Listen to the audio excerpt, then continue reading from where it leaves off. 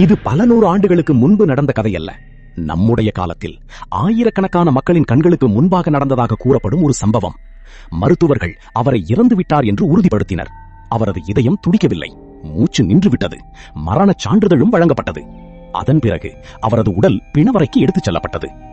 ஆனால் அந்த 42 மணி நேரத்தில் அவரது உடல் பூமியில் இருந்தாலும் அவர் பார்த்ததாக சொன்ன உலகம் வேறொன்று. அந்த இடத்தின் வாசலை திறந்த நொடியே கோடிக்கணக்கான மக்களின் கதறல் என் காதுகளை கிழித்தது என்று அவர் கூறினார். அந்த மனிதரின் பெயர் பாஸ்டர் டேனியல் இகேசுகுவு. முதல் பாகத்தில் கென்னத் ஹேகினின் அனுபவத்தை பார்த்தோம். இரண்டாம் பாகத்தில் அகஸ்டின் சிடோஷி அவரின் சாட்சியை பார்த்தோம். இன்று நம்முடைய காலத்தில் நடந்ததாக கூறப்படும் மிகவும் பரபரப்பான ஒரு சாட்சியை பார்க்க போகிறோம். இது வெறும் ஒரு கதை அல்ல.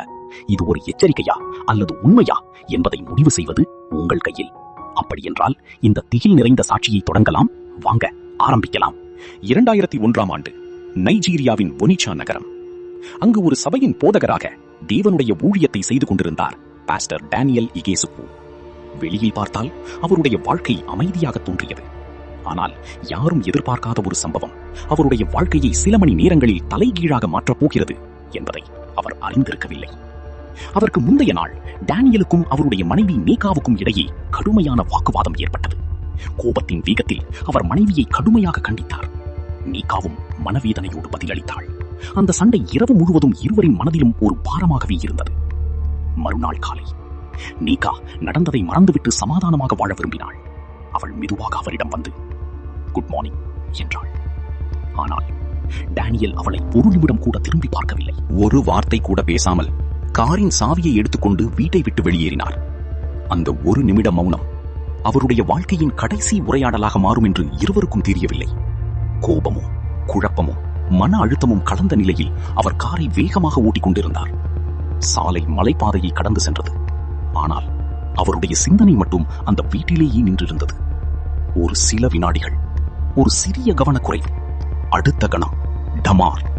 கார் சாலையின் ஓரத்தில் இருந்த மிகப்பெரிய கான்கிரீட் தடுப்பில் பயங்கர வேகத்தில் மோதியது.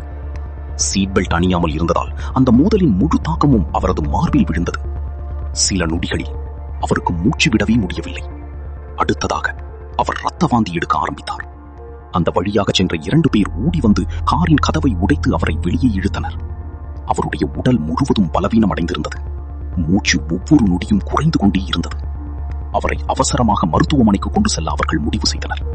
ஆனால் அந்த ஆம்புலன்ஸ் பயணம் மருத்துவமனைக்கான பயணம் மட்டும் இல்லை.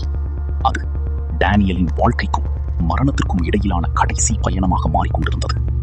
விபத்து நடந்த சில நிமிடங்களுக்குள் டேனியல் அருகில் இருந்த மருத்துவமனைக்கு கொண்டு செல்லப்பட்டார். ஆனால் அவருடைய நிலை ஒவ்வொரு நொடியும் மோசமடைந்து கொண்டே இருந்தது. அவருடைய மார்பில் ஏற்பட்ட கடுமையான தாக்கத்தால் உடலுக்குள் பலத்த சேதம் ஏற்பட்டிருந்தது. மருத்துவர்கள் அவரை காப்பாற்ற முயன்றார்கள். மருந்துகள் கொடுக்கப்பட்டன, சிகிச்சைகள் தொடங்கப்பட்டன. ஆனால் எதுவும் எதிர்பார்த்த பலனை கொடுக்கவில்லை. மணி நேரங்கள் கடந்தன. டேனியலின் மூச்சு மெதுவாக குறைந்து கொண்டே போனது. அந்த செய்தி அவரது மனைவி மேகாவிடம் சென்றடைந்தது. அவள் பதற்றத்தோடு மருத்துவமனைக்கு விரைந்து வந்தாள். சில மணி நேரங்களுக்கு முன்பு கோபமாக வீட்டை விட்டு வெளியேறிய தனது கணவர் இப்போது உயிருக்கும் மரணத்திற்கும் இடையில் போராடி கொண்டிருப்பதை பார்த்தபோது அவளுடைய இதயம் உடைந்து போனது. அவள் படுக்கையின் அருகில் நின்று அழுதாள். தேவனே, அவரை காப்பாற்றுங்கள் என்று மீண்டும் மீண்டும் ஜெபிக்கத் தொடங்கினாள். ஆனால் மருத்துவர்களின் முகத்தில் நம்பிக்கை தெரியவில்லை. அவர்களில் ஒருவர் மெதுவாக குடும்பத்தினரிடம் வந்து பேசினார். நாங்கள் முடிந்தவரை முயற்சி செய்து கொண்டிருக்கிறோம். ஆனால் அவருடைய நிலை மிகவும் ஆபத்தாக இருக்கிறது. அந்த வார்த்தைகள் அறைக்குள் இருந்த அனைவரையும் அமைதியாக்கின. நேரம் நகர்ந்தது. மருத்துவ உபகரணங்களின் சத்தம் மட்டும் அந்த அறையில் ஒலித்துக் கொண்டிருந்தது. டேனியல் கண்களை திறக்க முயன்றார். மங்கலான பார்வையில் தன்னுடைய மனைவியையும் சுற்றி நின்றிருந்தவர்களையும் பார்த்தார். ஏதோ ஒன்றை சொல்ல வேண்டும் போல இருந்தது. ஆனால் வார்த்தைகள் வரவில்லை. அடுத்த சில நொடிகளில் அவருடைய மூச்சு மேலும் மெதுவானது. மருத்துவர்கள் உடனடியாக அவரை சுற்றி நின்றார்கள். அறையில் பதற்றம் அதிகரித்தது. ஒருவர் அவரது இதய துடிப்பை கவனித்தார். மற்றொருவர் அவசர சிகிச்சையை தொடர்ந்தார். ஆனால் சில வினாடிகள் கழித்து அந்த அறையை ஒரு பயங்கரமான அமைதி ஆட்கொண்டது. இதய துடிப்பை காட்டிக் கொண்டிருந்த கருவியின் சத்தம் திடீரென்று மாறியது. மருத்துவர்கள் ஒருவரையொருவர் பார்த்துக் கொண்டார்கள். மீண்டும் முயற்சி செய்தார்கள். இன்னொரு முறை முயற்சி செய்தார்கள். ஆனால் எந்த மாற்றமும் இல்லை. இறுதியாக ஒரு மருத்துவர் மெதுவாக தலையசைத்தார். அந்த அறையில் இருந்தவர்கள் யாரும் கேட்க விரும்பாத வார்த்தைகள் அடுத்ததாக வெளிவந்தன. அவர் இனி இல்லை. ஒரே நொடியில் நேகாவின் உலகமே நொறுங்கியது. சில மணி நேரங்களுக்கு முன்பு தன்னிடம் கோபமாக பேசி வெளியேறிய கணவர் இப்போது உயிரற்ற உடலாக அவள் முன் படுத்திருந்தார். அவள் கதறி அழுதாள். ஆனால் அதிர்ச்சியான விஷயம் என்னவென்றால், இது டேனியலின் கதையின் முடிவல்ல. உண்மையில் அதுதான் அவரது கதையின் ஆரம்பம். ஏனெனில் மருத்துவர்கள் அவரை இறந்துவிட்டார் என்று அறிவித்த அதே நேரத்தில் டேனியல் தன்னை ஒரு முற்றிலும் வேறுபட்ட உலகத்தில் காணத் தொடங்கினார். மருத்துவர்கள் டேனியலை இறந்துவிட்டார் என்று அறிவித்த பிறகு மருத்துவமனை முழுவதும் அமைதியாகிவிட்டது. சில நிமிடங்களில் அவரது உடல் வெள்ளை துணியால் மூடப்பட்டு பிணவரைக்கு கொண்டு செல்லப்பட்டது. பூமியில் எல்லாமே முடிந்துவிட்டது என்று அனைவரும் நினைத்துக் கொண்டிருந்த அந்த நேரத்தில் டேனியல் கூறுவதன்படி அவருக்கு அது முடிவு இல்லை. அவர் மெதுவாக கண்களை திறந்தார். ஆனால் அது மருத்துவமனை இல்லை. அவரை சுற்றியிருந்த சுவர்களும் இல்லை, மருத்துவர்களும் இல்லை, வலியும் இல்லை. அவர் நின்றிருந்த இடம் இதுவரை மனித கண்கள் பார்த்திராத ஒரு உலகமாக இருந்தது. அவர் குழப்பத்துடன் சுற்றிலும் பார்த்தார். நான் எங்கே இருக்கிறேன் என்ற கேள்வி மட்டும் அவரது மனதில் ஓடிக்கொண்டிருந்தது. அந்த நேரத்தில் அவருக்கு பக்கத்தில் ஒரு பிரகாசமான ஒளி தோன்றியது. அந்த ஒளி சாதாரண ஒளி அல்ல. அதை நேராக பார்க்கவே முடியாத அளவுக்கு தூய்மையாகவும் மகிமையாகவும் இருந்தது. அந்த ஒளிக்குள் இருந்து ஒரு தூதர் வெளிப்பட்டார். அவருடைய முகத்தில் கோபம் இல்லை, பயமுறுத்தும் தோற்றமும் இல்லை. ஆனால் விளக்க முடியாத ஒரு பரிசுத்தமும் அதிகாரமும் அவரை சுற்றி இருந்தது. டேனியல் பேச முயன்றார். நான் இறந்து விட்டேனா? தூதர் அமைதியாக அவரை பார்த்தார். பிறகு மெதுவாக சொன்னார், என்னுடன் வா. அவ்வளவுதான். வேறு எந்த விளக்கமும் இல்லை, வேறு எந்த பதிலும் இல்லை. டேனியல் அவரை பின்தொடர ஆரம்பித்தார். அவர்கள் நடந்தார்கள், அல்லது நடப்பது போல இருந்தது. ஏனெனில் அந்த உலகத்தில் காலமும் தூரமும் பூமியைப் போல இல்லை என்று அவர் பின்னர் விவரித்தார். சில நொடிகளில் அவருக்கு முன்பாக அளவிட முடியாத அளவுக்கு அழகான ஒரு உலகம் விரிந்தது. அதை பார்த்த அந்த முதல் நொடியிலேயே டேனியலின் இதயத்தில் இருந்த எல்லா பயமும் மறைந்து போனது. அங்கே அமைதி இருந்தது, மகிழ்ச்சி இருந்தது. மனித மொழியால் விவரிக்க முடியாத ஒரு பரிசுத்தம் அந்த இடம் முழுவதும் நிறைந்திருந்தது. ஆனால் அந்த அமைதி நீண்ட நேரம் நீடிக்கவில்லை. ஏனெனில் அந்த தூதர் திடீரென்று டேனியலை நோக்கி திரும்பி, நீ இன்னொரு இடத்தையும் பார்க்க வேண்டும் என்று சொன்னார். அந்த ஒரு வாக்கியம் டேனியலின் வாழ்க்கையை என்றென்றும் மாற்றப் போகிறது. அடுத்த சில நொடிகளில் அவர் பார்க்க போவது அவரால் வாழ்நாள் முழுவதும் மறக்க முடியாத ஒரு காட்சி. அந்த தூதர் அவரை அங்கே நீண்ட நேரம் நிற்க விடவில்லை. அவர் அமைதியாக டேனியலை நோக்கி, இப்போது இன்னொரு இடத்தை நீ பார்க்க வேண்டும் என்று சொன்னார். டேனியல் குழப்பமடைந்தார். வேறு இடமா? அந்த தூதர் எந்த பதிலும் சொல்லவில்லை. அவர் முன்னால் நடக்க ஆரம்பித்தார். டேனியலும் அவரை பின்தொடர்ந்தார். சில நொடிகள் கழித்து அந்த ஒளி மெதுவாக குறைய ஆரம்பித்தது. சுற்றி இருந்த பிரகாசம் மங்கியது. அமைதி மறைந்து கொண்டே போனது. காற்றே மாறியது போல் இருந்தது. டேனியலின் மனதில் மீண்டும் ஒரு விளக்கமற்ற பதற்றம் எழ ஆரம்பித்தது. அவர்கள் முன்னே சென்று கொண்டே இருந்தார்கள். ஒவ்வொரு அடியும் முந்தைய அடியை விட கனமாக உணரப்பட்டது. திடீரென்று அவருக்கு ஒரு விசித்திரமான சத்தம் கேட்க ஆரம்பித்தது. முதலில் அது மிகவும் தொலைவில் இருந்து வந்தது. பிறகு அது மெதுவாக பெரிதாகிக் கொண்டே வந்தது. அது ஒரு மனிதனின் அழுகை இல்லை, ஒரு மனிதனின் அலறலும் இல்லை.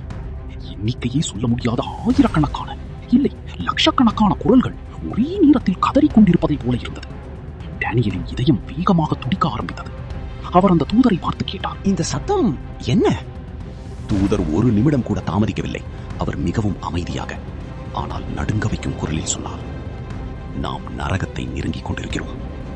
அந்த ஒரு வாக்கியத்தை கேட்ட நொடியே டேனியலின் உடல் முழுவதும் பயம் பரவியது. அவர் மீண்டும் முன்னால் பார்த்தார். இப்போது அவருக்கு முன்பாக முடிவே தெரியாத அளவுக்கு கருமையான இருள் விரிந்திருந்தது. அந்த இருளுக்குள்ளிருந்து நெருப்பின் சிவப்பு ஒளி மட்டும் இடையிடையே மின்னிக் கொண்டிருந்தது. அதோடு அந்த கதறல் இப்போது மிகவும் அருகில் கேட்டது. டேனியல் பின்னர் கூறிய ஒரு வார்த்தை என் மனதில் இன்னும் ஒலித்துக் கொண்டே இருக்கிறது. அந்த இடத்தை நான் பார்த்த முதல் நொடியிலேயே அது மனிதர்கள் செல்லக்கூடாத இடம் என்பதை நான் உணர்ந்து விட்டேன். ஆனால் அது தொடக்கம் மட்டும்தான். டேனியல் முன்னால் பார்த்துக் கொண்டே நின்றார். அவருக்கு முன்பாக இருந்தது முடிவே தெரியாத அளவுக்கு பரந்த ஒரு இருள். அது சாதாரண இருள் இல்லை. அந்த இருளுக்கே ஒரு பாரம் இருந்தது, ஒரு அழுத்தம் இருந்தது. அது மனிதனின் மனதை நசுக்கிவிடும் அளவுக்கு கனமாக இருந்தது.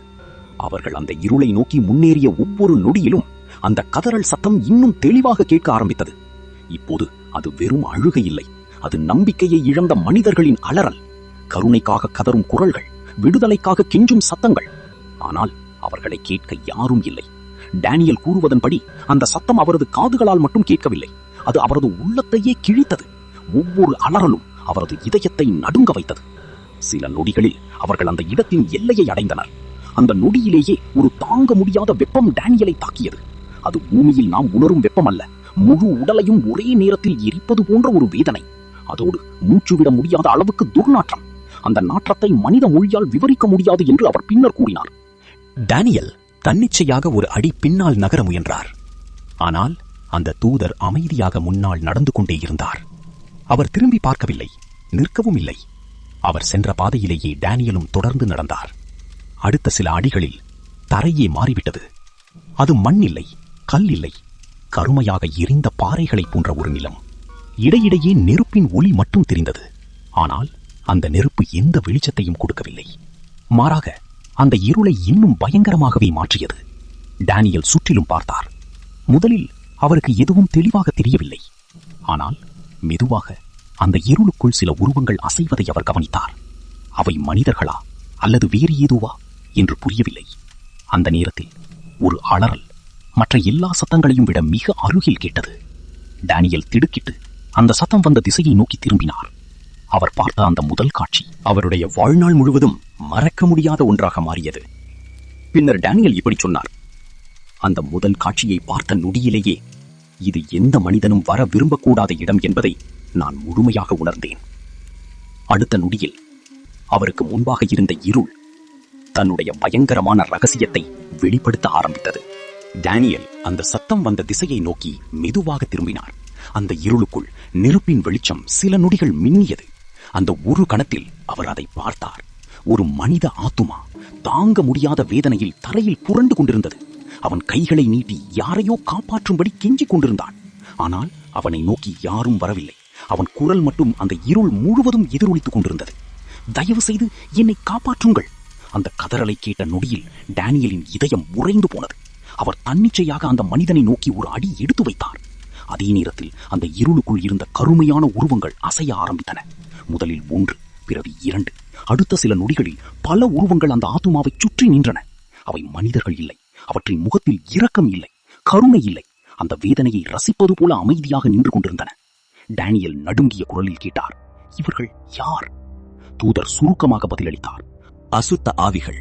அந்த ஒரு வார்த்தை டேனியலின் உடல் முழுவதும் நடுக்கத்தை உண்டாக்கியது. அடுத்த கணமே அந்த ஆவிகள் அந்த ஆத்துமாவை மீண்டும் கொடூரமாக துன்புறுத்த ஆரம்பித்தன. அவன் அலறினான், கெஞ்சினான், விடுவிக்கும்படி கதறினான். ஆனால் அங்கே இரக்கம் என்ற ஒன்று இல்லை. அந்த காட்சியை பார்த்த டேனியலால் மேலும் நிற்க முடியவில்லை. அவர் கண்களை மூடிக்கொண்டார். போதும், இதை என்னால் பார்க்க முடியவில்லை என்று மெதுவாக சொன்னார். ஆனால் தூதரின் பதில் ஒரே ஒரு வாக்கியம்: இது தொடக்கம் மட்டுமே. டேனியல் மீண்டும் கண்களை திறந்தார். அப்போது அவருக்கு முன்பாக விரிந்திருந்த அந்த இருள் இன்னும் பயங்கரமான காட்சிகளை வெளிப்படுத்த தொடங்கியது. டேனியல் முன்னால் நடந்து கொண்டே இருந்தார். அவர் பார்த்த ஒவ்வொரு திசையிலும் வேதனை மட்டுமே இருந்தது. யாரோ ஒருவர் அலறிக் கொண்டிருந்தார். மற்றொருவர் மண்டியிட்டு கதறிக் கொண்டிருந்தார். சிலர் தப்பிக்க ஓட முயன்றார்கள். ஆனால் எவ்வளவு தூரம் ஓடினாலும் அவர்கள் மீண்டும் அதே இடத்திற்கே திரும்பி வந்தார்கள். அது முடிவே இல்லாத ஒரு சிறைச்சாலை. வெளியேறும் வழியே இல்லை. டேனியல் சுற்றிலும் பார்த்தார். அங்கே இருந்த ஒவ்வொரு முகத்திலும் ஒரே உணர்ச்சி: பயம், வருத்தம், நம்பிக்கையின்மை. அவர்கள் எல்லோரும் ஒரே வார்த்தையை மீண்டும் மீண்டும் கத்திக் கொண்டிருந்தார்கள்: இன்னும் ஒரு வாய்ப்பு, இன்னும் ஒரே ஒரு வாய்ப்பு. ஆனால் அந்த குரலுக்கு பதில் சொல்ல யாரும் இல்லை. திடீரென்று ஒரு பெண் டேனியலை கவனித்தாள். அவள் கண்களில் ஒரு சிறிய நம்பிக்கை தோன்றியது. அவள் அவரை நோக்கி ஓடினாள். தயவு செய்து நீ இங்கிருந்து வெளியே போகப் போகிறாயா? டேனியல் அதிர்ச்சியுடன் அவரை பார்த்தார். அவளுடைய குரல் நடுங்கிக் கொண்டிருந்தது. அப்படியென்றால் பூமிக்கு போனால் என் குடும்பத்திடம் சொல்லுங்கள். இந்த இடம் உண்மை என்று சொல்லுங்கள். அவர்கள் இங்கே வரக்கூடாது. அவள் அழுது கொண்டே பேசினாள். நான் நினைத்தேன் எனக்கு இன்னும் நேரம் இருக்கிறது என்று. ஆனால் எனக்கு நேரமே இல்லாமல் போய்விட்டது. அந்த வார்த்தைகள் முடியும் முன்பே கருமையான சில உருவங்கள் அவளை நோக்கி வேகமாக வந்தன. அவள் மீண்டும் அலறினாள். டேனியல் தன்னிச்சையாக முன்னேற முயன்றார். அந்த நேரத்தில் தூதர் தனது கையை நீட்டி அவரை நிறுத்தினார். இல்லை. ஒரே ஒரு வார்த்தை. டேனியல் வேதனையுடன் கேட்டார்: நான் அவர்களுக்கு உதவ முடியாதா? தூதர் அமைதியாக பதிலளித்தார்: இங்கே தீர்ப்பு முடிந்துவிட்டது. அந்த ஒரு வாக்கியம் டேனியலின் இதயத்தை உடைத்தது. அந்த நொடியில்தான் அவர் ஒரு உண்மையை புரிந்து கொண்டார். பூமியில் இருக்கும் வரை மனிதனுக்கு மனம் திரும்பும் வாய்ப்பு இருக்கிறது.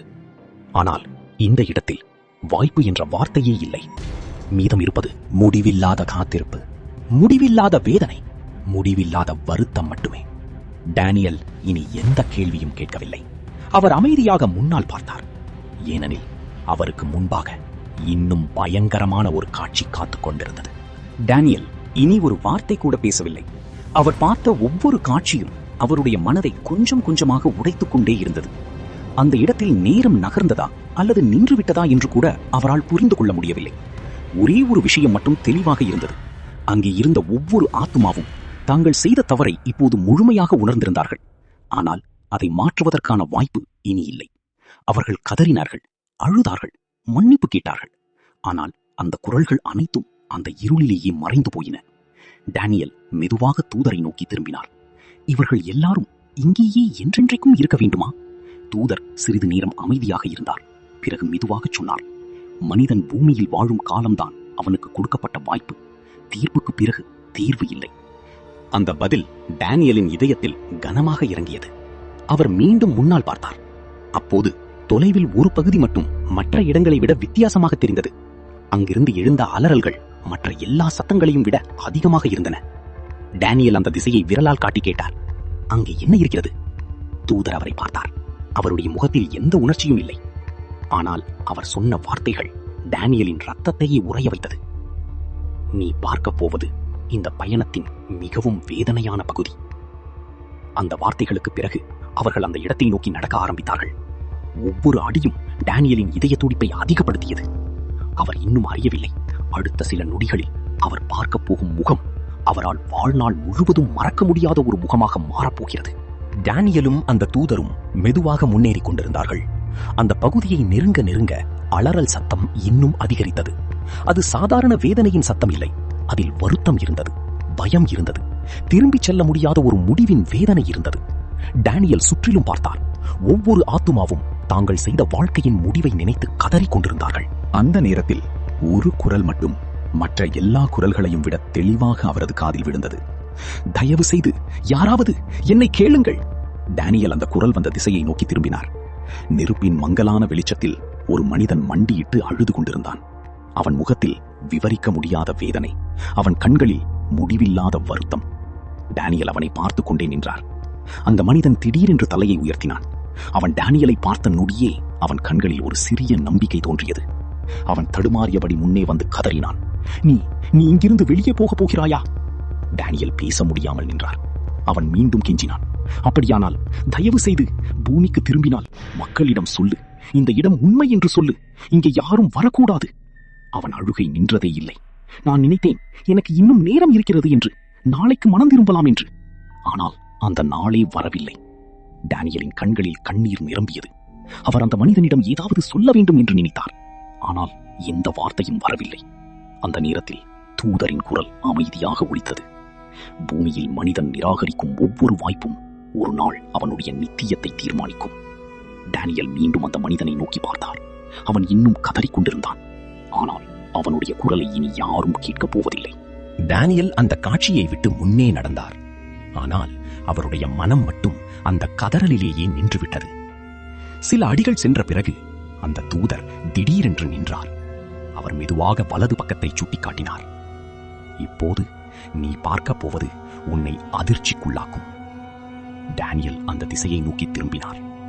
அடுத்த நொடியில் அவர் பார்த்த முகம் அவருடைய ரத்தத்தையே உறைய வைத்தது. டேனியல் தொடர்ந்து அந்த அக்கினி நிறைந்த உலகத்தின் வழியாக நடந்து கொண்டிருந்தார். ஒவ்வொரு அடியிலும் புதிய வேதனை, புதிய அலறல், புதிய கதறல். திடீரென்று ஒரு முகம் அவரது கவனத்தை ஈர்த்தது. அந்த முகத்தை பார்த்த நொடியே அவர் அதிர்ச்சியில் உறைந்து போனார். இவரா? அவர் நன்றாக அறிந்த ஒரு பிரபல ஊழியர். ஒரு காலத்தில் தேவனுக்காக அனலாய் எரிந்தவர். ஆயிரக்கணக்கான மக்களை ஆண்டவரிடம் வழி நடத்தியவர். அநேகர் அவருடைய ஊழியத்தின் மூலம் ஆசீர்வாதம் பெற்றவர்கள். ஆனால் காலம் மாறியது. தேவனை விட பணம் முக்கியமானதானது. ஊழியத்தை விட புகழ் முக்கியமானதானது. பரிசுத்தத்தை விட பாவத்தோடு சமரசம் முக்கியமானதானது. வெளியில் அவர் இன்னும் தேவனுடைய ஊழியக்காரராகவே தெரிந்தார். ஆனால் அவருடைய இதயம் தேவனை விட்டு வெகு தூரம் சென்று விட்டது. இப்போது அவர் நரகத்தின் நடுவில் கதறிக் கொண்டிருந்தார். டேனியலை பார்த்தவுடன் அவர் வேகமாக முன்னே வந்து கண்ணீர் மல்க கெஞ்சினார். டேனியல், நான் தவறு செய்து விட்டேன். ஒவ்வொரு நொடியும் அதற்கான தண்டனையை அனுபவிக்கிறேன். ஒரே ஒரு முறை இயேசுவிடம் எனக்காக பேசு. இந்த வேதனையை என்னால் தாங்க முடியவில்லை. அந்த கதறலை கேட்ட டானியலால் அவரை நேராக பார்க்கவே முடியவில்லை. அவர் உடனே அந்த தூதரை நோக்கி திரும்பினார். இவருக்கு இன்னொரு வாய்ப்பு இல்லையா? தூதரின் பதில் அமைதியாக வந்தது. ஆனால் அந்த பதில் நரகத்தை விட பயங்கரமாக இருந்தது. காலம் கடந்து விட்டது. பூமியில் இருக்கும்போது அவருக்கு பல வாய்ப்புகள் கொடுக்கப்பட்டன. ஆனால் அவர் மனம் திரும்பவில்லை. இப்போது தீர்ப்பு நிறைவேறிவிட்டது. அந்த ஒரு வாக்கியம் டானியலின் இதயத்தை நொறுக்கியது. அவர் மீண்டும் அந்த ஊழியரை பார்த்தார். அவர் இன்னும் தயவு செய்து என்று கதறிக்கொண்டிருந்தார். ஆனால் அவருடைய குரலுக்கு இனி பதில் வரப்போவதில்லை. டானியல் தலைகுனிந்து அந்த இடத்தை விட்டு முன்னே நடந்தார். அந்த நொடியில் அவர் ஒரு உண்மையை உணர்ந்தார். மனம் திரும்ப வேண்டிய நேரம் மரணத்திற்கு பிறகு அல்ல, உயிரோடு இருக்கும் போதே. அந்த தூதர் திடீரென்று நின்றார். அவர் டானியலை அமைதியாக பார்த்து சொன்னார், இப்போது உன்னை பற்றிய பதிவை பார்க்க விரும்புகிறாயா? அந்த ஒரு கேள்வி டானியலின் இதய துடிப்பை நிறுத்தியது. அடுத்த நொடியில் அவர் உணரப்போவது இந்த பயணத்தின் மிக பெரிய அதிர்ச்சி. அந்த ஊழியரை விட்டு அவர்கள் முன்னே நடந்தார்கள். சில நொடிகள் யாரும் எதுவும் பேசவில்லை. திடீரென்று அந்த தூதர் நின்றார். அவர் டானியலை நேராக பார்த்து கேட்டார், உன்னை பற்றிய பதிவுகளை இப்போது பார்க்க விரும்புகிறாயா? டானியல் குழப்பத்துடன் அவரை பார்த்தார். என்னை பற்றியா? தூதர் தன் கையை மெதுவாக நீட்டினார். அடுத்த நொடியில் அவருடைய கையில் ஒரு புத்தகம் தோன்றியது. அது சாதாரண புத்தகம் இல்லை, டானியலின் வாழ்க்கையின் பதிவுகள். தூதர் அதை திறந்தார். ஒரு குறிப்பிட்ட இடத்தில் அவரது விரல் நின்றது. பிறகு அவர் அமைதியாக சொன்னார், இதை வாசி. டானியல் வாசிக்க ஆரம்பித்தார். வாசித்த ஒவ்வொரு வார்த்தையும் அவருடைய இதயத்தை நடுங்க வைத்தது. அவர் மெதுவாக தலை குனிந்தார். அந்த நொடியில் அவருக்கு ஒரு சம்பவம் நினைவுக்கு வந்தது. விபத்து நடந்த அதே நாள் காலையில் அவருடைய மனைவி சமாதானமாக பேச வந்திருந்தாள். ஆனால் கோபத்தில் இருந்த டானியல் அவளை மன்னிக்க மறுத்திருந்தார். கடுமையான வார்த்தைகளால் அவளை புண்படுத்தியிருந்தார். அந்த சிறிய சம்பவம் இப்போது நித்தியத்தின் வெளிச்சத்தில் நிறுத்தப்பட்டிருந்தது. டானியலின் கண்களில் கண்ணீர் வழிந்தது. ஆண்டவரே, நானும் குற்றவாளிதான் என்று அவர் உடைந்து அழுதார். அந்த தூதர் அமைதியாக அவரை பார்த்தார். பிறகு சொன்னார், நீ இறப்பதற்கு முன் செய்த ஜபம் உன்னை நீதிமானாக்கவில்லை. நீ மன்னிக்க மறுத்த அந்த இதயம்தான் உன்னை இங்கே கொண்டு வந்தது. டானியலால் பேச முடியவில்லை. அவர் தன் முழங்காலில் விழுந்து கதறினார். அந்த நேரத்தில் தூதரின் குரல் மீண்டும் ஒலித்தது. ஆனால் கர்த்தர் உனக்காக இன்னொரு காரியத்தை தீர்மானித்திருக்கிறார். டானியல் தலை நிமிர்ந்து பார்த்தார். நீ பார்த்த அனைத்தையும் பூமிக்கு சென்று சொல்ல வேண்டும். இந்த தலைமுறைக்கு இது கடைசி எச்சரிக்கை. அந்த வார்த்தைகள் முடிந்த அதே நொடியில் அவரை சுற்றியிருந்த நரகத்தின் இருள் மறைய ஆரம்பித்தது. அலறல் சத்தங்கள் மெதுவாக தொலைந்தன. எல்லாமே மங்கி போனது. திடீரென்று ஒரு பெரிய சத்தத்தோடு டானியல் கண்களை திறந்தார். அவர் மீண்டும் தன்னுடைய உடலுக்குள் இருந்தார். சுற்றிலும் மக்கள் நின்று அதிர்ச்சியுடன் பார்த்துக் கொண்டிருந்தார்கள். இறந்து 42 மணி நேரங்கள் கடந்த பிறகு டானியல் மீண்டும் உயிரோடு எழுந்திருந்தார். அவருடைய முதல் மூச்சு அவருடைய புதிய வாழ்க்கையின் தொடக்கம். அந்த நாளுக்கு பிறகு அவர் ஒரு விஷயத்தை மட்டும் எல்லா இடங்களிலும் சொல்ல ஆரம்பித்தார். மனம் திரும்புவதை நாளைக்கு தள்ளி போடாதீர்கள். மன்னிக்க வேண்டியவர்களை இன்றே மன்னியுங்கள். உயிரோடு இருக்கும் வரை கிருபையின் வாசல் திறந்திருக்கிறது. ஆனால் அந்த வாசல் எப்போதும் திறந்தே இருக்காது. நரகம் ஒரு கற்பனை கதை அல்ல. அது உண்மையா இல்லையா என்பதை ஒவ்வொருவரும் ஆராயலாம். ஆனால் ஒரு விஷயம் மட்டும் நிச்சயம், மரணத்திற்கு பிறகு இந்த வாழ்க்கையை மீண்டும் வாழ ஒரு வாய்ப்பு கிடையாது. இன்றைய நாம் எடுக்கும் முடிவுகள் நித்தியத்தை தீர்மானிக்கக்கூடும். அன்பானவர்களே, இந்த சாட்சி நம்மை பயமுறுத்துவதற்காக அல்ல, நம்மை விழித்தெழச் செய்வதற்காக. இன்றும் இயேசு கிறிஸ்து ஒவ்வொரு மனிதனையும் அன்போடு அழைத்துக் கொண்டிருக்கிறார். மனம் திரும்புகிற எவரையும் அவர் புறம்பே தள்ளுவதில்லை. மன்னிப்பு கேட்டு அவரிடம் வருகிற ஒவ்வொருவருக்கும் அவருடைய கிருபையின் வாசல் இன்னும் திறந்தே இருக்கிறது. நாளை நமக்கு சொந்தமல்ல, இன்று மட்டுமே நமக்கு கொடுக்கப்பட்டிருக்கும் தேவனுடைய கிருபையின் நாள். ஆகையால் ஆண்டவராகிய இயேசு கிறிஸ்துவை உங்கள் முழு இருதயத்தோடும் தேடுங்கள். அவருடைய வார்த்தையின்படி வாழுங்கள். அவருடைய அன்பிலும் பரிசுத்தத்திலும் நிலைத்திருங்கள். சர்வ வல்லமையுள்ள தேவன் நம்மை ஆசீர்வதித்து நித்திய ஜீவனின் பாதையை கடைசி வரை நடத்துவாராக. ஆமென்.